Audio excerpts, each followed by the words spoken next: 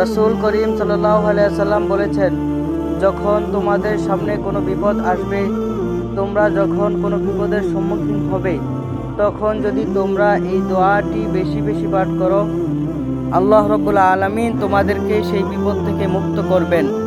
দোয়াটি হলো, লা ইলাহা ইল্লা আনতা সুবহানাকা ইন্নী কুনতু মিনাজ জালিমিন। যে ব্যক্তি প্রতিদিন সকালে নিয়ম করে একনিষ্ঠতার সঙ্গে 70 বার এই আয়াত পড়বে, আল্লাহ রাব্বুল আলামিন তাকে সর্বদা রিজিকের সংকট থেকে হেফাজত রাখবেন এবং তাকে ধন সম্পদে বৃদ্ধি করে দিবেন। আয়াতটি হলো, আল্লাহু লাতীফুন বিইবাদিহি ইয়ারযুকু মান ইয়াশা ওয়া হুয়াল কাবিয়্যুল আযীজ।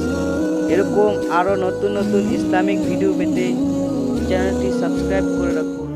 রাসূল করিম সাল্লাল্লাহু আলাইহি ওয়াসাল্লাম বলেছেন, যদি কোনো ব্যক্তি তার কোনো মূল্যবান বস্তু হারিয়ে ফেলে, কোনো জিনিস হারিয়ে ফেলে, তাহলে সে যদি নিম্নোক্ত দোয়াটি 101 বার পাঠ করে খোঁজ করলে আল্লাহ তাআলার ইচ্ছায় তা পাওয়া যাবে। দোয়াটি হলো, ইন্না লিল্লাহি ওয়া ইন্না ইলাইহি রাজিউন।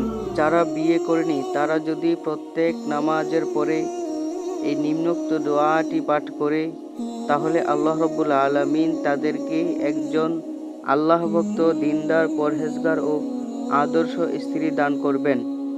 দোয়াটি হলো, রব্বানা হাবলানা মিন আজওয়াজিনা ওয়া যুররিয়াতিনা কুররাতা আয়ুনিন ওয়াজআলনা লিল মুত্তাকিনা ইমামা। বিখ্যাত তাবী হযরত মাকহুল রাহমাতুল্লাহি আলাইহি বলেন, যে ব্যক্তি এই দোয়াটি 7 বার বলবে, আল্লাহ তাআলা তার 70টি অভাব দূর করবেন। তন্মধ্যে সবচেয়ে হালকা বিপদ হলো মানুষের অভাব। দোয়াটি শোনার আগে ভিডিওটি একটি লাইক করে চ্যানেলটি সাবস্ক্রাইব করে দিন। দোয়াটি হলো, লা হাওলা ওয়ালা কুওয়াতা ইল্লা বিল্লাহ ওয়ালা মালজাআ মিনাল্লাহি ইল্লা ইলাইহি। ভিডিওটি ভালো লাগলে বেশি বেশি শেয়ার করে দিবেন। হযরত আলী রাদিয়াল্লাহু তাআলা আনহু বলেছেন, যে ব্যক্তি এই দোয়া পড়বে, সে যদি পাহাড় সমানও ঋণগ্রস্ত হয়, তবুও তার জন্য ঋণ পরিশোধ করা সহজ হয়ে যাবে। দোয়াটি হলো, আল্লাহুম্মা কফিনি বিহালালিকা আন হারামিকা ওয়া আগনিনি বিফাদলিকা আম্মান সিওয়াক।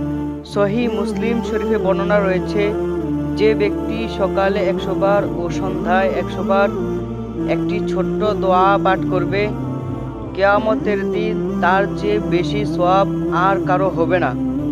দোয়াটি শোনার আগে ভিডিওটি একটি লাইক করে চ্যানেলটি সাবস্ক্রাইব করে দিন। দোয়াটি হলো, সুবহানাল্লাহি ওয়া বিহামদিহি। রাসূল করিম সাল্লাল্লাহু আলাইহি ওয়াসাল্লাম বলেছেন, যখন তোমরা ভয়াবহ বন্যার আশঙ্কা দেখবে অথবা ভারী বৃষ্টি বর্ষণ দেখবে, তোমরা এই দোয়াটি পাঠ করবে। দোয়াটি শোনার আগে ভিডিওটি একটি লাইক করে চ্যানেলটি সাবস্ক্রাইব করে দিন।